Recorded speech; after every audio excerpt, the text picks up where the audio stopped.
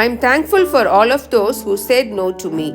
It's because of them I'm doing it myself. Albert Einstein. Hi viewers, welcome to Krammer English Grammar தமிழில். இன்னைக்கு நம்ம பார்க்க போறது Proverb. இந்த Proverb உடைய மீனிங் என்ன, அதை எப்படி நம்ம சென்டென்ஸ்ல யூஸ் பண்ணலாம் அப்படின்றது தான் இன்னைக்கு நம்ம டீடைலா பார்க்க போறோம். இந்த வீடியோவை நீங்க ஸ்கிப் பண்ணாம கடைசி வரைக்கும் பாருங்க. இந்த ப்ராவர்ப் நீங்கள் காம்படிட்டிவ் எக்ஸாம் எழுதுறதுக்கு உங்களுக்கு ரொம்ப யூஸ்ஃபுல்லாக இருக்கும்.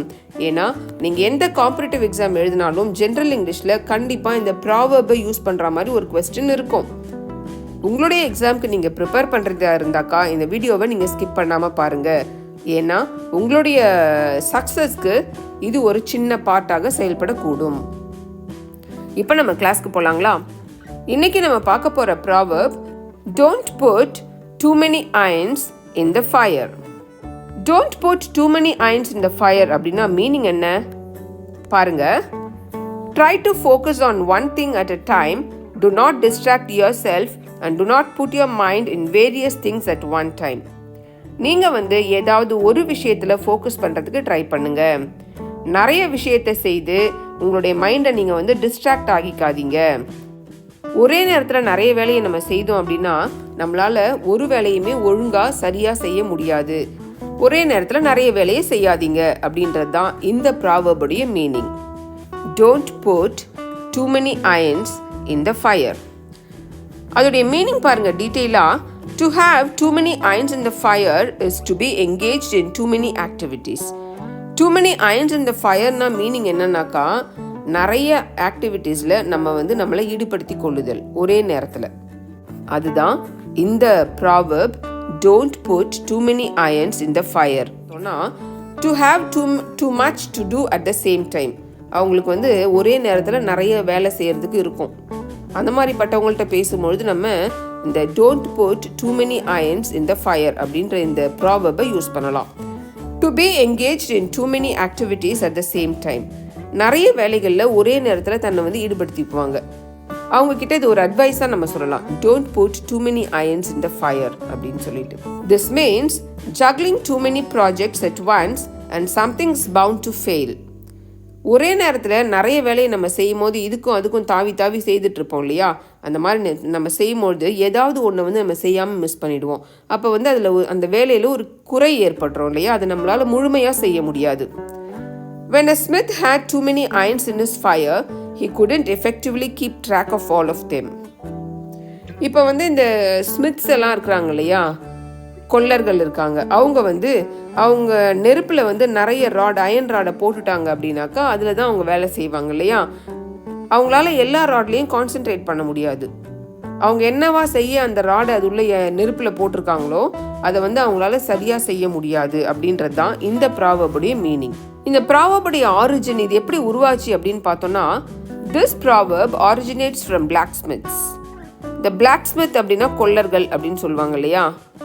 இரும்பு வேலை செய்கிறவங்க, நெருப்பில் இரும்பை சுட்டு அதை பல வடிவமாக ஆக்குவாங்க. அவங்கள தான் கொல்லர்கள்னு சொல்லுவோம். அவங்க கிட்ட இருந்தால் இந்த ப்ராவர்ப் உருவாச்சு. If a blacksmith has too many irons in the fire, he will be extremely busy. Blacksmith இரும்பு ராடை நெருப்பில் போட்டு அதை உருக்கி அதை பல வடிவமாக பண்ணுவாங்க இல்லையா? ஒரே நேரத்தில் நிறைய இரும்பு ராடை அவங்க அந்த நெருப்பில் போட்டாங்க அப்படின்னா அவங்களால அவங்களுடைய வேலையை ஒழுங்காக செய்ய முடியுமா? செய்ய முடியாது. அவங்க ரொம்ப பிஸியாக இருக்கிறாங்க அப்படின்னு சொல்லும்போது கூட நம்ம இதை யூஸ் பண்ணலாம். வேகமாக அவங்க செய்யணும். ஒவ்வொரு ராடையும் எடுத்து டக்குன்னு என்ன பண்ணணும், வேகமாக செய்யணும். அப்போ அவங்க ரொம்ப பிஸியாக இருப்பாங்க. அப்படின்ற சூழ்நிலையில தான் இந்த ப்ராவர்ப் உருவாச்சு. அப்போ don't put too many irons in the fire அப்படின்னா ஒரே நேரத்தில் நிறைய வேலையை செய்யாதீங்க அப்படின்னு அர்த்தம். ஏன்னா எந்த ஒரு வேலையுமே உங்களால் முழுமையாக சரியாக செய்து முடிக்க முடியாது அப்படின்றதுக்கு ஒரு அட்வைஸாக தான் நம்ம இந்த ப்ராவர்பை யூஸ் பண்ணலாம். இப்போ இந்த ப்ராவர்பை நம்ம சென்டென்ஸில் யூஸ் பண்ணலாமா? இதை நம்ம யார்கிட்ட யூஸ் பண்ணலாம் அப்படின்னு பார்த்தோம்னா, if you believe someone is taking on too much work. யாராவது ஒருத்தர் நிறைய வேலையை எடுத்துக்கிறாங்க செய்யறதுக்கு அப்படின்னு சொன்னால் அவங்களுக்கு ஒரு அட்வைஸாக நீங்கள் இந்த ப்ராவர்பை சொல்லலாம். when you discuss someone who is extremely busy. யாராவது ஒருத்தர் ரொம்ப பிஸியாக இருக்கிறாங்க அப்படின்னு அவங்கள பற்றி நீங்கள் டிஸ்கஸ் பண்ணுறீங்கன்னா அவங்கள பற்றி நம்ம இந்த ப்ராவர்பை யூஸ் பண்ணலாம். Example number 1, Veena turned down the new opportunity. She felt that she already had too many irons in the fire. வீணா அவளுக்கு வந்த ஒரு புதிய வாய்ப்பை மறுத்துட்டா. ஏன்னா அவகிட்ட இப்பவே அவளுக்கு நிறைய வேலை ஒரே நேரத்தில் செய்து முடிக்க வேண்டியது நிறைய வேலை இருக்குது அப்படின்றத அவள் உணர்றா. அதனால இன்னும் நம்ம நிறைய வேலையை ஒத்துக்க வேணாம் அப்படின்னு சொல்லிட்டு அந்த ஆப்பர்ச்சுனிட்டியை அவள் மறுத்துடுறா அப்படின்றது தான் இந்த சென்டென்ஸோடைய meaning. I am really happy with my job, but I always keep several irons in the fire to make sure my career advances. நான் எப்போவுமே என்னுடைய வேலையில் ரொம்ப ஹாப்பியாக இருக்கிறேன். ஆனால் எப்போவுமே என்னுடைய வேலையை நான் முன்னேற்றம் அடைஞ்சிட்டே இருக்கிறேன் அப்படின்றத நான் உறுதிப்படுத்திக்கிட்டே இருப்பேன். அதுக்காக நான் ஒரே நேரத்தில் நிறைய வேலைகளில் ஈடுபடுவேன் அப்படின்னு சொல்கிறாங்க. 4 children to raise and coaching with the cricket academy, I felt I had too many irons in the fire to dedicate my time properly to everything. 4 குழந்தைங்களை வளர்க்கணும், அடுத்தது ஒரு கிரிக்கெட் கோச்சாக நான் இருக்கிறேன், அந்த வேலையும் நான் செய்யணும். அப்போ நான் உணர்றேன் என்கிட்ட நிறைய பொறுப்பு இருக்குது, நிறைய வேலை இருக்குது. என்னுடைய டைமை நான் எல்லாத்துக்குமே சரியாக பகிர்ந்து அளித்து என்னுடைய வேலையை நான் கரெக்டாக செய்யணும் அப்படின்னு சொல்லிட்டு அவர் நினைக்கிறாரு. இப்போ உங்களுக்கு don't put too many irons in the fire அப்படின்ற இந்த ப்ராவர்ப்க்கு மீனிங் என்ன, அது எப்படி நம்ம சென்டென்ஸில் யூஸ் பண்ணலாம் அப்படின்றது தெரிஞ்சிருக்கும். என்ன வியூவர்ஸ், இந்த வீடியோ உங்களுக்கு பிடிச்சிருக்கா?